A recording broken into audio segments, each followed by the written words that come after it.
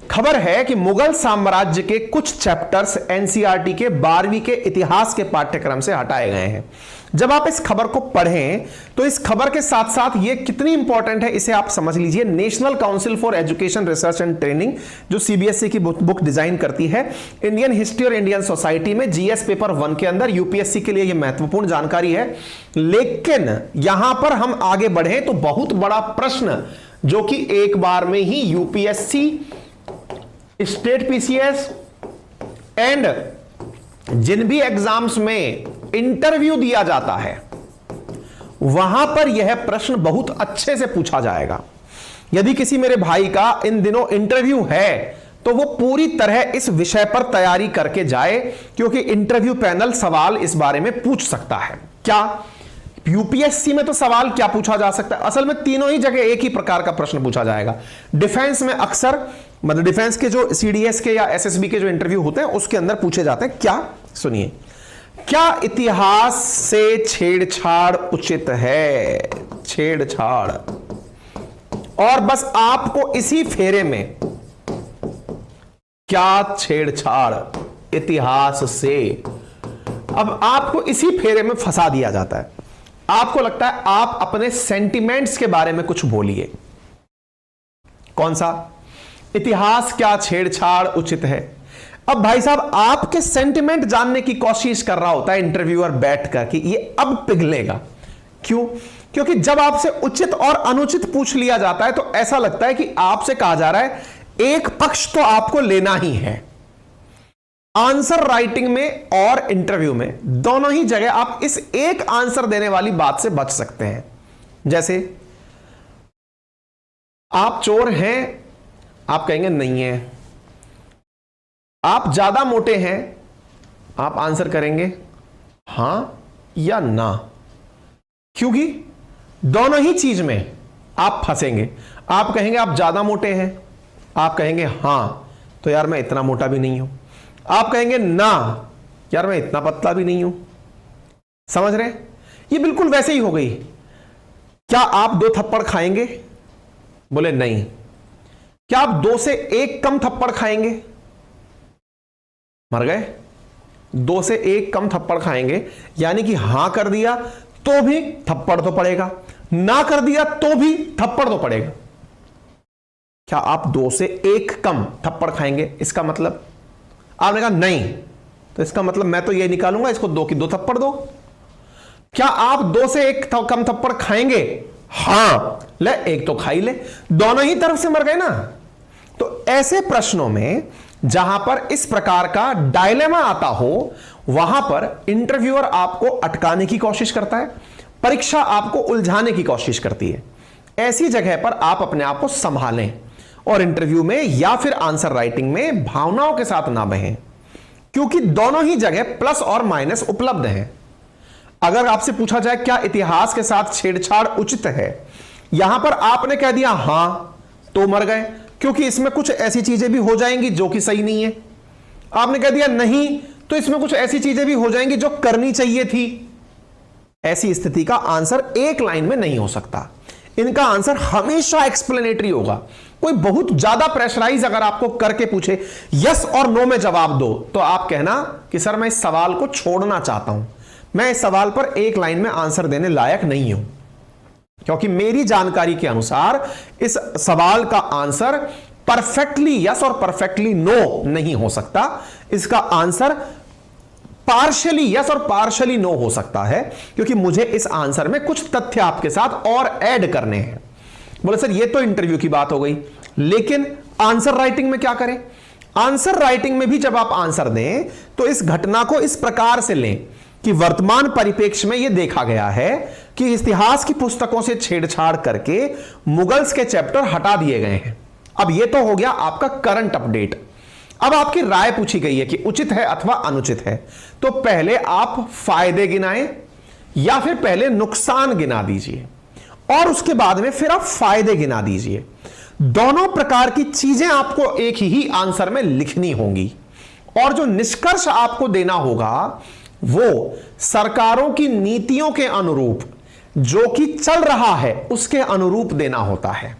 आप किसी राजनीतिक पार्टी से नहीं हैं, आप एक विद्यार्थी हैं, आपका स्टैंड आपको राजनेताओं की तरह नहीं लेना होता है।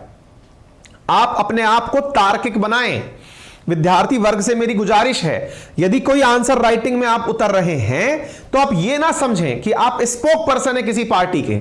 आपको यह समझना है कि आपको उसमें अच्छाइयां भी गिनानी है, आपको उसमें कमियां भी गिनानी है, और गिनाकर अंत में जो कंक्लूजन लिखना है उसमें बोलना है। क्या बोलना है? अपनी राय को उस बात से मर्ज करते हुए जो कि पॉलिसी का हिस्सा है।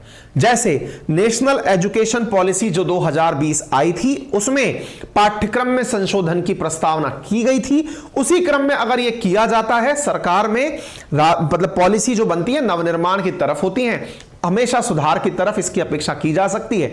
धन्यवाद कहकर आप निकल सकते हैं, क्योंकि जो एग्जामिनर है ना, उसको आपसे ज्यादा हर चीज पता है और वो आपकी इसी भावना को जांचना चाहता है, ये राजनेता बन के आया है या छात्र बन के आया है। आज हो ये गया है कि जितना भी ज्ञान लेने वाले लोग हैं वो ज्ञान को दो भागों में बांटकर पहले ही लेते हैं, प्रो गवर्नमेंट है या एंटी गवर्नमेंट है। आप ऐसा ना करें, ठीक है। चलिए बढ़ते हैं, इधर देखिए। NCERT modifies syllabus chapter on Mughal empire from class 12th history book removes. अब इस खबर को जान लीजिए, why NCERT remove chapter on Mughal from history syllabus. Explanation भी आया है। क्लास 12th की किताब से कुछ बच्चे कहेंगे चलो अच्छा हुआ एक आध चैप्टर कम हुआ। देखिए पहले तो खबर जान लेते हैं, फिर अपनी राय भी इस पर जान लेंगे, ठीक है। 10वीं और 11वीं की किताबों में भी कुछ चैप्टर्स में बदलाव हुआ है, जैसे the themes in world history, themes in Indian history part 3 और स्वतंत्र भारत में राजनीति। इन किताबों के अंदर परिवर्तन किया गया है। परिवर्तन में क्या किया, किसने किया है? तो national council of education research and training ने 12वीं कक्षा के इतिहास, नागरिक शास्त्र और हिंदी में सिलेबस में कुछ बदलाव किए हैं। मुगल साम्राज्य से जुड़ा चैप्टर हटाया गया है और हिंदी की बुक से कुछ कविताएं और पैराग्राफ हटाने का भी निर्णय लिया गया है। आप सबसे गुजारिश है, जितनी बड़ी मात्रा में आप उपलब्ध हैं, इतना सा तो कष्ट आप कर सकते हैं हमारे साथ। हम आपसे अपेक्षा कर सकते हैं कि आप वीडियो में प्रेजेंस जितने हैं वो लोग लाइक का बटन दबा दें, और जो अब तक सब्सक्राइब नहीं किए, इतनी देर से हमें सुन चुके हैं, कृपया करके वो सब्सक्राइब का बटन दिया हुआ है उसे क्लिक कर दें, ताकि आपको ऐसी जानकारियां जब जब मिले वो आप तक पहुंचाने में हमें सुविधा रहे, ठीक है। आइए, क्या है एनसीईआरटी के नए बदलाव? अपडेटेड सिलेबस के मुताबिक theme of Indian history part 2, Indian history part 2 से मुगल दरबार 16वीं और 17वीं शताब्दी और शासकों व उनके इतिहास से संबंधित अध्यायों को हटाया गया है। सिविक्स यानी नागरिक शास्त्र की किताब से अमेरिका के वर्चस्व की मतलब वर्ल्ड की पॉलिटिक्स में क्या योगदान है उसको हटाया गया है, और द कोल्ड वॉर एरा इसको हटाया गया है। यूएस हेजिमोनी यानी अमेरिकी वर्चस्व हम चर्चा करते हैं ना, वो चैप्टर नागरिक शास्त्र से हटाया गया है। इसके अलावा स्वतंत्र भारत में राजनीति की किताबों से, इंडिया इंडिपेंडेंस की पॉलिटिक्स से जन आंदोलन का उदय और एक दल के प्रभुत्व का दौर हटा दिया गया है। जन आंदोलन का उदय और एक दल के प्रभुत्व का दौर, एक दल बोले तो कांग्रेस का, और दूसरा जन आंदोलन का उदय, इन चैप्टर्स को हटा दिया गया है। इनमें कांग्रेस के प्रभुत्व की प्रकृति, socialist communist party, communist party of India, भारतीय जनसंघ आदि को पढ़ाया जाता था, हटा दिया है। एक बार के लिए इस बात का विश्लेषण यहीं कर लेते हैं, क्योंकि जो जो चैप्टर और भी किताबों में जो चैप्टर हटाए वो देख लीजिए। स्वतंत्र भारत में राजनीति की जो किताब है उसमें जन आंदोलन का उदय नामक जो चैप्टर है इसमें से वो हटा दिया गया है। 11वीं की जो बुक है उसमें themes in world history, themes in world history नामक जो किताब है उससे सेंट्रल इस्लामिक लैंड और संस्कृतियों का टकराव एंड द इंडस्ट्रियल रेवोल्यूशन जैसे चैप्टर हटा दिए गए हैं। बात की जाए हिंदी की बुक से तो गजल और गीत भी हटाए गए हैं। एनसीईआरटी ने हिंदी सब्जेक्ट के सिलेबस में भी कुछ बदलाव किए हैं। इसमें हिंदी आरोह भाग 2 की किताब से फिराक गोरखपुरी की गजल, अंतरा भाग 2 से सूर्यकांत त्रिपाठी निराला के गीत गाने दो मुझे, इसको हटाया गया, और विष्णु खरे की एक काम और सत्य को भी हटाया गया है। अच्छा, सेंट्रल इस्लामिक लैंड नामक जो चैप्टर है उसको भी नहीं पढ़ाया जाएगा। इसके साथ साथ सीबीएसई का सिलेबस जिन जिन राज्यों में चलता है वो भी अपने सिलेबस में बदलाव करेंगे। अब आगे बढ़ते हैं। इंडियन एक्सप्रेस ने एक खबर और निकाली, मैं इस पर पार्ट 2 में आऊंगा, पहले पार्ट 1 पर चर्चा कर लेते हैं, फिर इंडियन एक्सप्रेस की खबर पर चलेंगे हम। देखिए पहला खबर यहीं पर विश्लेषण कर लेते हैं। सुर्खी तो यह हो गई, किसको हटाया गया, क्या हटाया गया, यह तो हमने चल लिया, कल के सेशन में मैंने चर्चा भी की थी। अच्छा, सवाल बनता है इन चैप्टर्स को क्यों हटाया गया। ठीक है, हिस्ट्री को हटाने के और हिस्ट्री को जोड़ने के दो तर्क हैं। जितने भी लोग हिस्ट्री पढ़ते हैं उनको या तो यह नहीं पता होता कि वो हिस्ट्री क्यों पढ़ रहे हैं। बहुत सारे जो साइंस बैकग्राउंड के लोग हैं उन्हें हिस्ट्री बड़ी बोरिंग लगती है या बहुत इंटरेस्टिंग लगती है, मध्यम मार्ग नहीं होता। बोरिंग इसलिए, अरे क्यों पढ़ रहे हैं, जो अब है नहीं उसके बारे में क्या पढ़ना, बस इस लाइन को बोल करके वो अपने आप को डिफेंड करते हैं। क्यों? उनकी रुचि नहीं आ रही। वास्तविकता में हिस्ट्री पढ़ने का जो सही कारण है वो ये है कि ये आपको याद दिलाता है कि आप कहां से आ रहे हो। बोले क्यों? कई बार जब आप थोड़ा सा समाज में बड़े होने लगते हैं तो आपके परिवार के वृद्ध या समाज के जो गुणी जो जन है वो आपसे कहते हैं, बेटा ऊंचाई कितनी भी छू लेना, पैर जमीन पर रहने चाहिए। ये जो पैर जमीन पर रहने चाहिए वाली जो लाइन मारते हैं ना अपन को, ये क्यों मारते हैं? ताकि आपको ये पता रहे कि आप कहां से आ रहे हो। अर्थात आपको अगर सुधरना भी है तो इतिहास से सीख कर सुधरो, और अगर कुछ सीखना भी है तो इतिहास की गलतियों से सीखो। असल मायने में हिस्ट्री का आपके जीवन में यही सबसे बड़ा योगदान होता है। हिस्ट्री क्यों पढ़ी और पढ़ाई जाती है उसके पीछे का सबसे बड़ा योगदान यही होता है। अदरवाइज इंसान को यह पता ही ना चले कि मेरी सांस्कृतिक विरासत कितनी समृद्ध है, या मैं इस देश में हूं इसका इतिहास कितना महान है। अगर महान है तो उससे मुझे प्रेरणा मिलती है। सोचो, अगर आपको कभी यह पता चले क्या कि आपके जिले का कोई व्यक्ति इतना महान व्यक्ति बन गया। अब जैसे कोई मान लीजिए किसी शहर से ऋषि सुनक बिलोंग करते होंगे, कहीं से सत्या नडेला बिलोंग करते होंगे। जो लोग जिस शहर से निकले होते हैं उस शहर के लोगों को कितना प्राउड फील होता है, मेरे शहर से है ये। आपको ऐसा लगता है जब उसका भला हो गया तो मेरा भी होगा। दूसरी बात, जब कोई व्यक्ति आपके घर से निकल जाए, आपके घर का कोई बच्चा अगर कुछ बन जाए, भाई साहब हर किसी के मोबाइल पे स्टेटस बन जाता है, मेरे घर का बच्चा है ये जो आईएएस बना है, मेरे घर का बच्चा है जो ये देखो नौकरी पाया है। इज्जत का बात बन जाती है। एग्जैक्टली इसलिए इतिहास आपको गर्व करने का भी परमिशन देता है, लेकिन आपको कई बार नीचे भी झुकाता है। किस बात पे?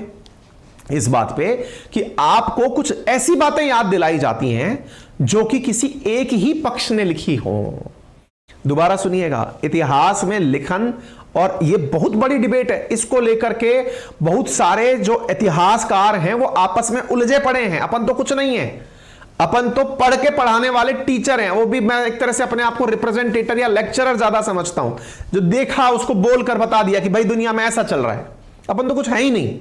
लेकिन जिन्होंने रच बच करके केवल उस सब्जेक्ट पर इतना ज्ञान अर्जित किया, जो इतिहासविद हैं, वो भी इस बात को लेकर बटे हुए होते हैं। किस बात को लेकर? कि इतिहास के साथ छेड़छाड़ उचित है अथवा अनुचित। अगर आपको कोई हिस्ट्री का प्रोफेसर मिल जाए और आप उनसे पूछें कि प्रोफेसर महोदय हिस्ट्री के साथ छेड़छाड़ सही है या गलत है, तो आपको दो प्रकार के जवाब मिल सकते हैं।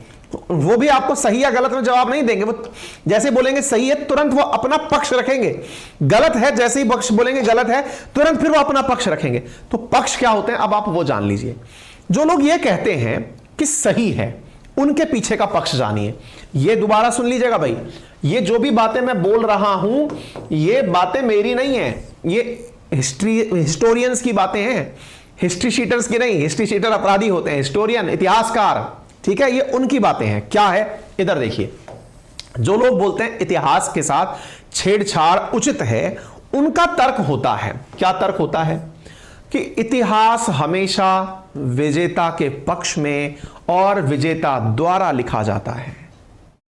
बहुत बड़ी बात है ये। पक्ष सुनिएगा साहब, डेमोक्रेसी। जब हम डेमोक्रेसी की बात करते हैं तो हम बात करते हैं कि इसमें कोई भी व्यक्ति ऐसा ना हो जिसकी सुनवाई ना हो। डेमोक्रेसी असल में रामराज्य की बात करता है, अर्थात हर एक व्यक्ति की बात सुनी जानी चाहिए, चाहे वो मेजॉरिटी में है चाहे वो माइनॉरिटी में है। लेकिन आज तक इतिहास अगर आपने उठाकर देखा है तो इतिहास में जो सबसे बड़ी बात मानी और लिखी जाती है वो क्या है कि इतिहास हमेशा विजेता का होता है। अब आप में से बहुत सारे लोग इस बात को नहीं समझेंगे, इसीलिए मैं आपको एक उदाहरण देता हूं जो कि आज से रिलेटेड है, यानी कंटेम्परेरी है। चलिए बताइए, जो आप में से तमाम साथी मेरे यहां बैठे हुए हैं जो शायद अभी किसी प्रतियोगी परीक्षा की तैयारी में हैं और नहीं भी हैं तो उन्होंने कभी पास किया होगा, किसका इंटरव्यू लिया जाता है? फेलियर का, या जो एग्जाम में क्रैक करके पास हो जाता है उसका? विचार करिए। इंटरव्यू की जब बात आती है तो इंटरव्यू किसका लिया जाता है? बहुत बड़ा सवाल है ये। यदि आप इस बात को समझ रहे हैं तो आपको इतिहास समझ में आ जाएगा। आज जो YouTube पर हमारे लेक्चर जा रहे हैं ये हैं क्या? ये आज बोलने के तुरंत बाद से इतिहास बन गए। इस इतिहास में चर्चाएं किनकी हो रही हैं? विनर्स की। आपसे किसी ने, जो विद्यार्थी अभी तैयारी कर रहे हैं या जो फेल हो गए हैं, क्या कभी किसी ने इंटरव्यू लेकर आपसे यह पूछा कि भैया आप फेल क्यों हुए? क्या आपकी किसी भी बात को कोई लिख रहा है? क्या आपकी गलतियों से जो लेसन आपने लिया है वो कोई आपसे पूछ रहा है? जवाब है नहीं। केवल विजेता बता रहा है मैंने 8 घंटे पढ़ाई की, 8 घंटे सोया, 8 घंटे खेला। विजेता बता रहा है फलाने सिंह से पढ़ा। फिर विजेता बता रहा है कि मैं इतने लाख में बिका। ये सारी बातें जितनी भी हैं ये विनर्स की बातें हैं। विनर्स अपनी कहानी कहते हैं और हम लोग मूक दर्शक बन के उन्हें देखते हैं और मन ही मन कहते हैं भाई साहब ये तो उस दिन मेरा पेट खराब हो गया, या मेरे घर में ये ट्रेजेडी हो गई, अदरवाइज इंटरव्यू तो आज मेरा आ रहा होता। इसलिए जो लोग कहते हैं कि इतिहास में परिवर्तन सही है, उनका तर्क होता है कि इतिहास लिखा जाता है किनका? जो विजेता होते हैं। अब आप उठाकर देखिए हिस्ट्री को। आजकल की कुछ फिल्मों में इस दृश्य को दिखाया गया है। यह बात लिखित भी है और मान्य भी है। इतिहास लिखने का जो दौर शुरू हुआ कि मेरे बारे में लिखा जाए। अच्छा चलिए एक बात बताइए, एक और उदाहरण देता हूं। ये तो पढ़ाई से लेकर के आप लोगों ने मतलब पढ़ाई से रिलेवेंट था इसलिए आपने सुन लिया। आपने कभी ऑटोबायोग्राफी के बारे में सुना है? जीवनी लिखी गई किसी के बारे में सुना है? ये क्या होती है?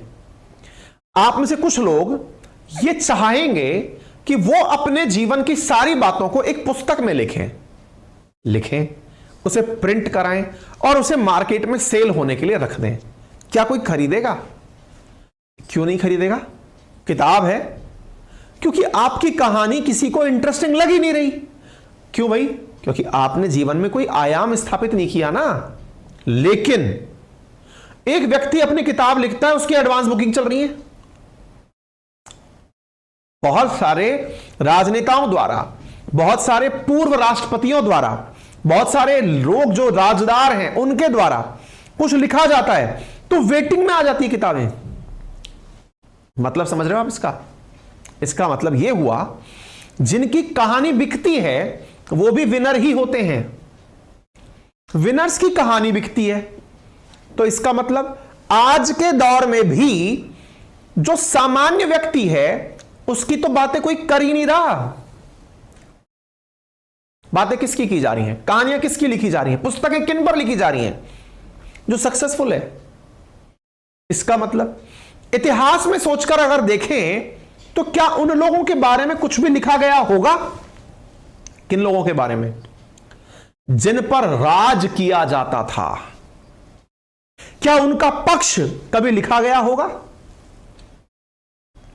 आज उदाहरण के लिए राजस्थान के अंदर राइट टू हेल्थ को लेकर प्रोटेस्ट चल रहा था। राइट टू हेल्थ को लेकर चले प्रोटेस्ट में फाइनली राजस्थान सरकार को डॉक्टर्स की बातें माननी पड़ी और डॉक्टर्स ने अपना आंदोलन समाप्त किया। आज आने वाली पीढ़ी जब आरटीएच पढ़ेगी तो यही पढ़ेगी कि सरकार ने राइट टू हेल्थ लाई थी। क्या उसमें इतने सारे डॉक्टर्स ने प्रोटेस्ट किया था? उनके क्या तर्क थे, उनके क्या वितर्क थे, उनको भी पढ़ा जाएगा क्या? कि इतने सारे लोग सड़कों पर उतरे थे, हजारों की संख्या में लोग परेशान हुए थे, ना जाने कितनों की मौत हो गई थी क्योंकि हॉस्पिटल्स बंद थे। कोई नहीं पढ़ेगा ना। अर्थात जो शासन में है, जो सत्ता में है, वो अपनी बातें कहलाना और सुनाना चाहता है।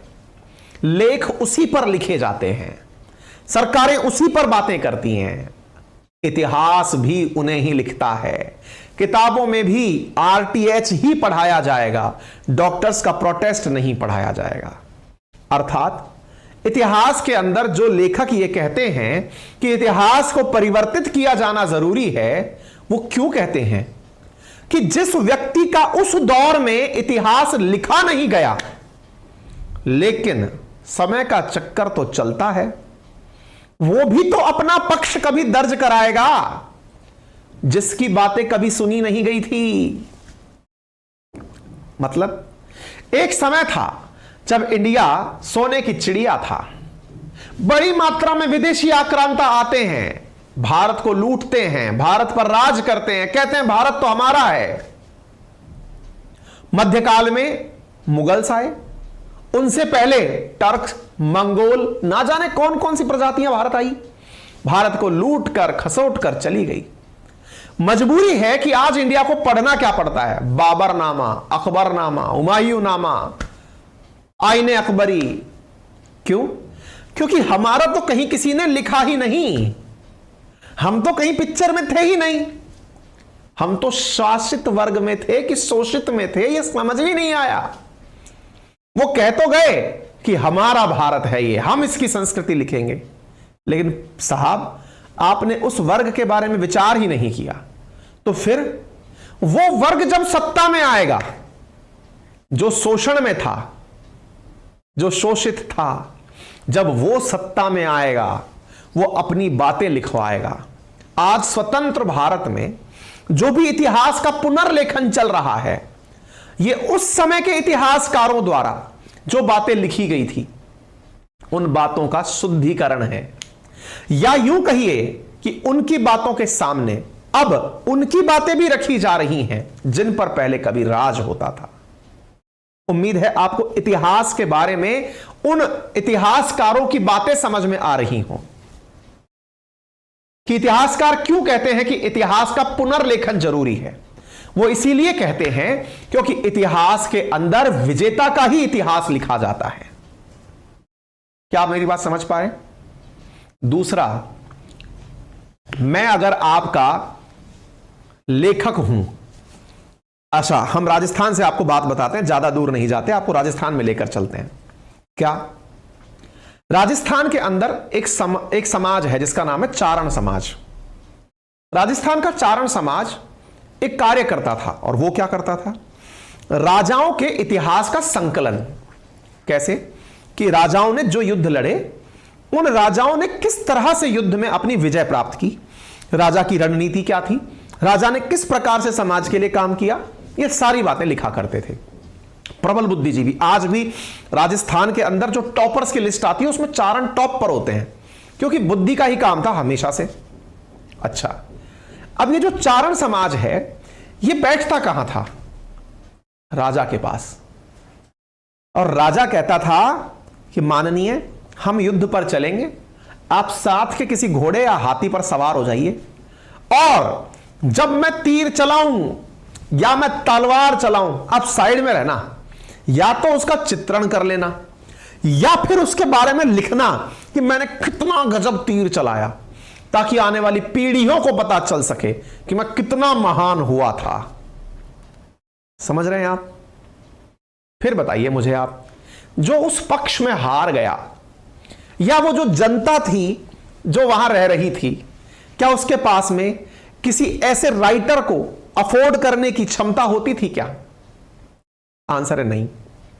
मतलब अगेन, लेखक जिसका वो जो जिसके एक तरह से समझिए कि जिसके क्षेत्र अधिकार में है, उसके प्रभाव में भी रहता है, और प्रभाव के तहत वो चीजें लिखता है, और प्रभाव में लिखा गया जो इतिहास होता है उसके अंदर परिवर्तन की मांग की जाती है कि साहब इसको बदलिए, क्योंकि आज वो वर्ग भी ऊपर उठकर आ गया है जो अपना इतिहास बताना चाहता है, लेकिन किसी ने नहीं लिखा था।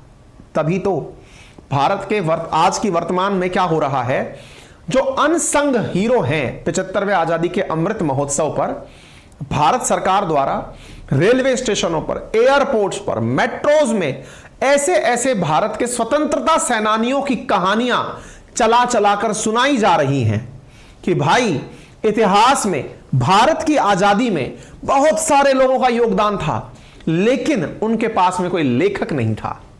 वो कहानियां भी आज निकल कर आ रही हैं और उन कहानियों को बोलकर, सुनाकर लोगों को बताया जा रहा है।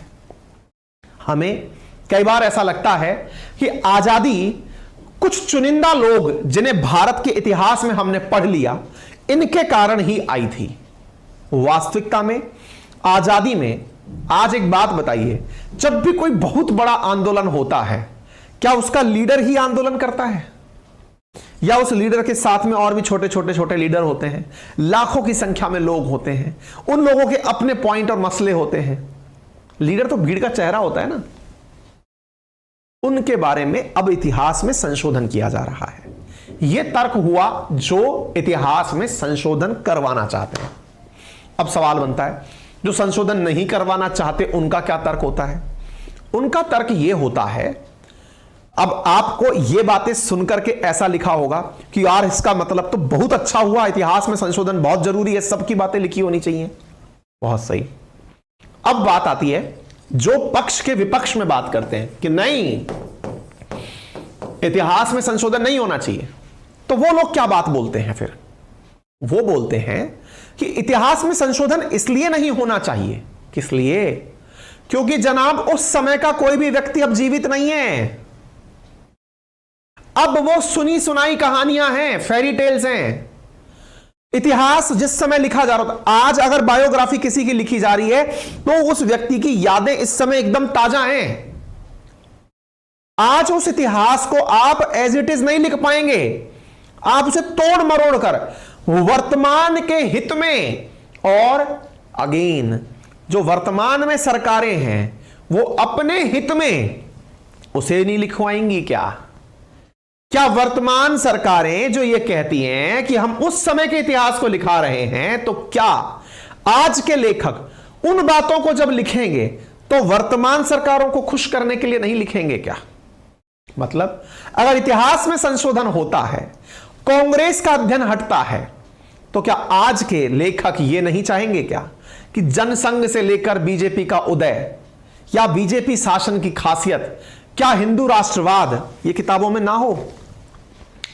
फिर ये लेखक जो संशोधन कर रहे हैं ये क्या डालने वाले हैं? फिर वही वाली बात, सही या गलत क्या होता है? आंसर केवल इतना है, चीजें सभी सही होती हैं या सभी गलत होती हैं, बस फर्क इतना है, वो उनका सही और वो आपका सही। गंभीर बात है ये। बातें सभी सही और सभी सही, सभी गलत होती हैं। फर्क सिर्फ इतना है, कुछ बातें उनकी सही और कुछ बातें हमारी सही होती हैं। क्योंकि उनका सही सही है या आपका सही सही है, उनका सही गलत है या आपका सही गलत है, ये तो दुनिया जानती है। चोर भी जब क्राइम करता है या हत्यारा भी जब मर्डर करता है, वो कन्विंस होके करता है, बेमन से नहीं जाता वो करने, फुल कन्विंस होता है कि मैंने ऐसा क्यों किया। लेकिन कानून कहता है कि ये गलत किया। समझ रहे हैं आप? यानी विपक्ष का तर्क भी उचित है। पहली बात कि जो गलतियां पहले हुई थी क्या अब वो नहीं होंगी?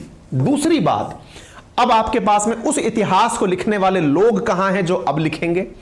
तीसरी बड़ी बात, अगर आपने इतिहास में ही परिवर्तन कर दिया तो आज की युवा पीढ़ी को यह पता कैसे चलेगा कि उनके साथ क्या हुआ था? ये तो वही वाली बात हो गई कि मैं आपको अमीर कर बनाना चाहता हूं, मैं आपको याद ही ना दिलाऊं कि आपके दिन कितने गर्दिश के थे, मैं आपको यही याद ना दिलाऊं कि आपके ऊपर कितने आक्रांताओं ने आक्रमण किए थे। यदि ऐसी ही हरकत करोगे तो भविष्य में फिर गुलाम हो जाओगे। क्या आप मेरी बात समझ पा रहे हैं? कहने का अर्थ यह है कि इतिहास इतिहास है, अब उसमें संशोधन करना। और अब आप कहेंगे कंक्लूजन क्या है? कंक्लूजन हम यही लिखते समय हम लिखेंगे कि सरकारें जब अपना कार्य अंजाम देती हैं तो वो प्रॉपर तरीके से समितियों के निर्णय के आधार पर करती हैं। वर्तमान में जितने भी निर्णय लिए गए, अगर एनसीईआरटी ने लिए हैं तो वो उन्हें फलानी फलानी समिति की रिकमेंडेशन पर लिया होगा। खत्म बात। समझ गए? उम्मीद है कि आप लोग थोड़ा तार्किक आधार पर इस बात को समझे हो। अब मैं ये तो नहीं कहता कि आप मेरे तर्कों से कन्विंस हुए हो, आपके भी अपने तर्क हो सकते हैं, लेकिन आप उन तर्कों में इनको शब्दों को वैल्यू दें, ये मैं आपसे उम्मीद करता हूं। एक चीज और निकल के आई है, इंडियन एक्सप्रेस ने कल एक खबर छापी और उसने लिखा कि इन किताबों में एक काम और हुआ है। क्या हुआ है? इन किताबों में गांधी जी के ऊपर एक पैराग्राफ लिखा हुआ था, उसमें परिवर्तन हुआ है। क्या परिवर्तन हुआ है? जिसकी चर्चा कहीं नहीं हो रही थी, बोले वो काम भी हुआ है। क्या? गांधी जी का एक्शन जो था उसके ऊपर चर्चा हुई कि extremist in both the community blame him for their condition, he was particularly disliked by those who wanted Hindus to take revenge और who wanted India to become a country for the Hindus. इसमें कुछ इस प्रकार की बातें हैं कि गांधी जी ने, मतलब इस तरह से, मतलब एक तरह से ऐसे समझिए कि गांधी जी की जब हत्या हुई थी, या गांधी जी के बारे में कहा गया कि गांधी जी उनको पसंद नहीं करते थे जो हिंदू राष्ट्र की बात करते थे। ऐसी स्थिति के अंदर, ठीक है, तो ऐसी स्थिति के अंदर क्या होता था? भाई साहब नीतीश कुमार जी इतना पैसा कहां से ला रहे हो भैया?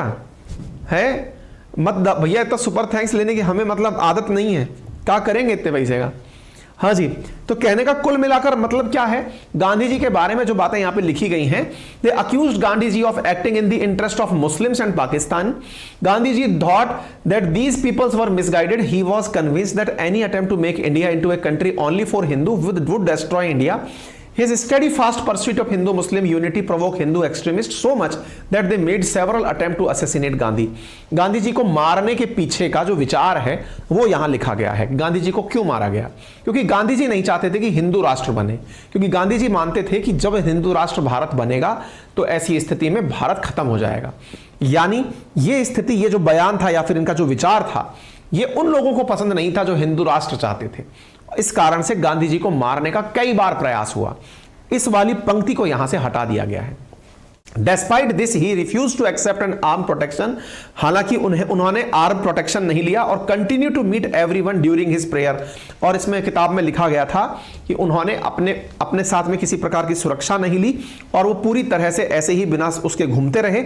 इसी कारण से 30 जनवरी 1948 को एक ऐसे ही एक्सट्रीमिस्ट जिसका नाम नाथूराम गौडसे था, वो चलकर गांधी जी के पास आया इवनिंग की प्रेयर के समय और उसने बुलेट दाग दी, जिससे गांधी जी तुरंत मर गए। Thus ended life long struggle for truth, not violence and justice tolerance. Gandhiji's death had an almost magical effect on the communal situation in the country. Partition related anger and violence suddenly subsided. The government of India cracked down on organizations that were spreading communal hatred. Organizations like the RSS were banned for some times. Communal politics began to lose its appeal. Gandhi ji की हत्या से फिर क्या हुआ? गांधी जी की हत्या से भाई साहब अब 440 रुपए भेजे हैं आयुष्मान ने। You are amazing. भाई मैं अमेजिंग नहीं हूं, कंटेंट अमेजिंग है, मैं तो जानकारी दे रहा हूं, मैं केवल एक स्पीकर हूं मात्र आपके सामने, नथिंग एल्स। हाँ जी, इधर देखें गांधी जी के डेथ के बारे में इसमें क्या कहा गया है कि इस बुक में गांधी जी के ऊपर जो किताब एनसीईआरटी में लिखी गई थी वो लाइन हटा दी गई है। वो क्यों हटा दी गई हैं? क्योंकि इसमें लिखा यह गया था कि तत्कालीन सरकार ने गांधी जी की हत्या होने के बाद में उन ऑर्गेनाइजेशंस पर तत्काल प्रभाव से एक्शन किया या कार्यवाही की जिन कार्यवाहियों ने की जो कि कम्युनल वायलेंस फैलाने का काम कर रही थी या लोगों में हेट्रेट फैलाने का, नफरत फैलाने का काम कर रही थी। तत्कालीन सरकार ने आरएसएस को बैन किया, यह यहां लिखा हुआ है। इस वजह से इस लाइन को ही गायब कर दिया गया है, इस पेज को ही गायब कर दिया गया है, ऐसा इंडियन एक्सप्रेस ने लिखा है। NCERT text book Hindu extremist disliking for Mahatma Gandhi RSS ban after assassination, ये जानकारी यहां पर मेंशन की गई है। ठीक है, NCERT drop references to Gujarat riot, Gandhi Hindu Muslim unity, RSS ban from textbook. यही कारण है कि कांग्रेस की तरफ से लिखा गया है NCERT text book effaced Gandhiji's pursuit of Hindu-Muslim unity, banning of RSS, all references to Gujarat riots, protest that turned into social movement in contemporary India, consistent with Modiji's Bharat modern Indian history should start from 2014. तो ये एक तरह से इस पर एक राजनीतिक टिप्पणी भी आई कि इन्होंने वो सारी बातें इसमें से हटा दी हैं, जो कि अब आपके दिमाग में एक सवाल बनेगा, किताब में आफ्टर ऑल डाल करके क्या फायदा, क्या होता है? किताबों में डाला क्यों जाता है? मतलब एक बहुत बड़ा सवाल तो ये भी मन में बनता है, सिर्फ डालते क्यों हैं? मतलब सारी बातें सही हैं, मतलब कई लोग तो इसी चीज में अटक रहे होंगे, हिस्ट्री में संशोधन करें कि नहीं करें, किताबों में ये चीज डालें कि नहीं डालें। मेरा सवाल तो ये है सर, डालते ही क्यों हैं? किताबों के साथ छेड़छाड़ होती ही क्यों है? बहुत बड़ा कारण है। और इसका पक्षधर मैं भी हूं। किस बात का? संशोधन का या इसका नहीं, किताबों का मन मस्तिष्क पर क्या प्रभाव पड़ता है। मेरे प्यारे साथियों, आज भारत के जितने भी शिक्षा जगत में बच्चे पढ़ रहे हैं, उनमें भारत के संस्कृति के प्रति जो सम्मान का भाव है, अपनी कल्चर के प्रति जो उनके अंदर मतलब कॉन्फिडेंस होना चाहिए, वो ना होने का जो भाव है, वो क्यों है? क्योंकि हमारी शिक्षा पद्धति में लेके किंडरगार्टन से चाहे आप आईएएस बन जाइए, चाहे आप जो बन जाएं, भारत की संस्कृति का अध्ययन ही नहीं कराया जाता कहीं। जो आपको पेरेंट्स सिखाते हैं ना कि बेटा सुबह जगो तो बड़ों के पैर छुओ, धरती मां को प्रणाम करो, सूर्य को देखो तो प्रणाम करो, बड़ों का सम्मान करो, छोटों को प्यार दो, है ना, ये सब बातें हमको किताबों में सिखाई नहीं जा रही है कहीं। सिखाने के नाम पर क्या होता है, वो स्कूल की प्रेयर में टीचर आता है, बोल के चला जाता है। हम लोगों के दिमाग में वो बात कब छपेगी? मेरा एक लेक्चर क्या प्रभाव डाल देगा क्या आपके? नहीं। जब वो बार बार आप याद करेंगे। याद कब करता है इंसान? जब एग्जाम आता है। एग्जाम में क्या पूछा जाता है? कभी भी आपसे ये बात तो नहीं पूछी जाती बड़ों का सम्मान करना चाहिए कि नहीं? वो आपका मेरिट बनाने वाला है ही नहीं। मेरिट में लाने वाली चीज क्या है? मुगल्स ने क्या किया था बताइए? उन्होंने ये 4 महल बनाए थे। इस वजह से क्या होता है, इंसान के दिमाग के पटल पर ये छप जाता है। आप में से कुछ लोग कहते हैं ना, मुझे बचपन का सब याद है, बचपन में पढ़ी थी यार ये चीज, याद है। याद नहीं है, वो याद कराई गई है आपको। एग्जाम का प्रेशर दे दे के आपके दिमाग में जिसमें कोई कंटेंट नहीं था। आज एक बच्चा जो कि एजुकेशन सिस्टम में एंट्री करता है, यदि आप उसको रामायण, महाभारत, वेदों का ज्ञान, संस्कार, गीता, ये सब पढ़ाने लगेंगे, तो उसके दिमाग में जाने लगेगा ना कि मेरी कल्चर भी कुछ है, मेरी वैदिक रीति रिवाज भी कुछ हैं, मेरे समाज में कुछ अच्छाइयां हैं, मेरे समाज में कुछ बुराइयां हैं। अगर वाकई में, हालांकि मेरे जैसे लोगों की तो सुनवाई कहां होती है, लेकिन आप जैसे 2-5 लोग मुझे सुन लें और पूछें कि सर आपकी राय क्या है, तो भाई साहब मेरी राय तो सच मायने में ये है, हालांकि ये बहुत एक्सट्रीम बयान हो जाएगा, लेकिन हां, बहुत से मुल्कों में ये चीज ट्राई की जा सकती है। हो सकता है भविष्य में एक दिन ऐसा आए। बच्चा जब पैदा हो ना, तो उसको रिलीजन, कास्ट, इन सब से फ्री कर दिया जाए और उसको ना सब अध्ययन कराया जाए। कौन सा वो रिलीजन लेगा, 12th तक उसको उसका ही, इसको थियोलॉजी बोलते हैं, मतलब विषयों का अध्ययन, धर्मों का अध्ययन कर ले भाई। उसका एक चैप्टर ना हर साल, एक चैप्टर, ये धर्म चल रहा है भाई, ये धर्म चल रहा है भाई, ये धर्म चल रहा है, रिलीजियस प्रैक्टिसेस देख ले। 12th के बाद चूज करना कि तू हिंदू बनेगा, कि तू मुस्लिम बनेगा, कि तू कोई धर्म ही फॉलो नहीं करेगा, कि तू ईसाई बनेगा, कि तू सिख बनेगा, जो बनना है बन यार, तू 12th के बाद डिसाइड कर लेना तेरे को जो बनना है। और हां, जिस तरह का तू प्रोफेशन चूज करेगा ना 12th के बाद, उससे तेरी कास्ट डिसाइड होगी। तू डिफेंस में जाएगा, चल जा भाई, तू क्षत्रिय बन जा। तू कृषि करेगा, चल तू ओबीसी बन जा। तू देश के अंदर जितने भी कृषि कार्य हैं या देश निर्माण में जितनी भी प्रकार की प्रक्रियाएं इन्वॉल्व है वो करेगा, चल तू शूद्र बन जा भाई। चल तू बनकर के टीचर का काम करेगा, चल तू पंडित बन जा भाई। समाज में सबका महत्व है, पहले ऐसे ही तो होता था। कोई व्यक्ति अपने इंटरेस्ट से काम कर ले। अगर वाकई में राष्ट्र निर्माण की बातें की जाएं, दुनिया में सबसे बड़ी लड़ाई किस चीज पर है? धर्म पर और जाति पर। खत्म करने का सबसे अच्छा तरीका क्या है? बच्चा पैदा हो, उसका कोई धर्म ना हो, उसकी कोई जाति ना हो, एजुकेशन सिस्टम हो, सब लोग स्कूल आए और बच्चों को पढ़ाएं, बेटा ये अच्छा है, बेटा तुम्हें ये करना चाहिए, करो ना। जैसे आज आईएएस आईपीएस की भीड़ है, करो। तब खैर ये मेरे विचार हैं, उससे क्या फर्क पड़ता है, लेकिन हां, मैं ऐसा राष्ट्र चाहता हूं। मैं मतलब ये कल्पना ही है, लेकिन अगर ऐसा हो तो शायद ये अपने आप में एक बहुत उच्च लेवल का होगा। खैर ठीक है साहब, ये उम्मीद है आपको बात समझ में आ गई होगी। नेशनल एजुकेशन पॉलिसी की बात हुई थी, ये मैंने बता दिया आपको। नेशनल एजुकेशन एनसीईआरटी का मतलब क्या है। हाँ, एक बहुत बड़ी जानकारी मैं आपको देना चाहता हूं, वो आप सभी स्वीकार करें, और वो जानकारी ये है कि अपनी पाठशाला, जिसका लिंक मैंने कमेंट बॉक्स में पिन किया हुआ है, हमारा अपना एप्लीकेशन, इस पर एक बड़ा सरप्राइज जो मैंने पहले भी अनाउंस किया था, फिर एक बार अनाउंस कर देता हूं।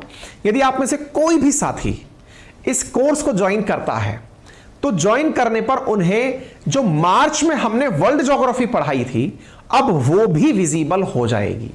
इसके पीछे का बड़ा कारण यह है, हम करना तो नहीं चाह रहे थे, लेकिन बहुत से विद्यार्थियों ने कहा कि सर हमने मैपिंग तो ले ली, लेकिन हमारा, जब आप वो बोलते हो ना मैपिंग के अंदर पढ़ाते समय कि इस देश का इतना पीछे टाइम है, ये इस टाइम जोन पर है, यहां पर प्रेशर बेल्ट्स है, यहां सरगासो सी है, सरगासो सी में बरमूडा ट्रायंगल क्यों बनता है, जहाज क्यों डूबते हैं, जब आप ये चीजें समझाते हो तो हमें लगता है कि काश हमें वो पता होता कि वर्ल्ड ज्योग्राफी में क्या था।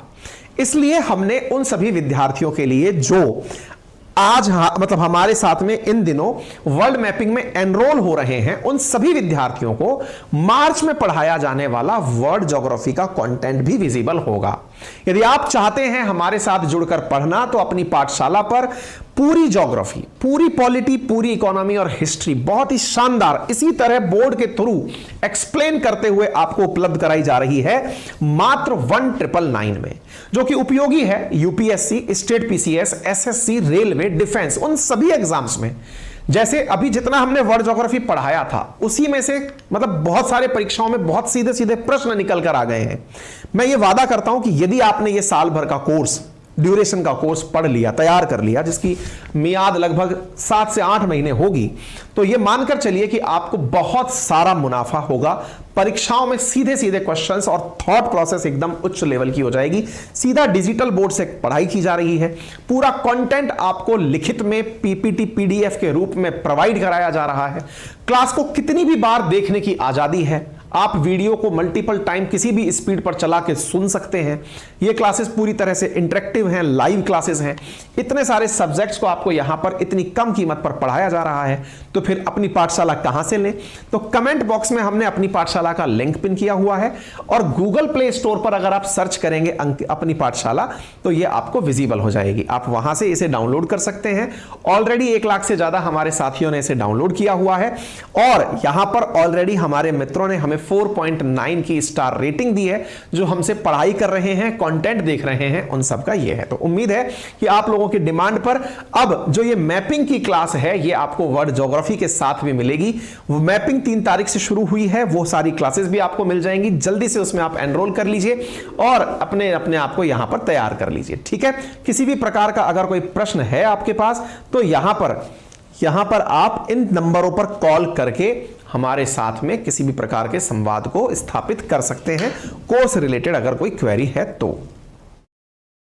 ठीक है, डन। चलिए, धन्यवाद। बड़ों का सम्मान करें, छोटों को प्यार दें, अपना व्यक्तित्व इस प्रकार से विकसित करें कि महिलाएं आपके साथ सुरक्षित और सम्मानित महसूस करें। धन्यवाद।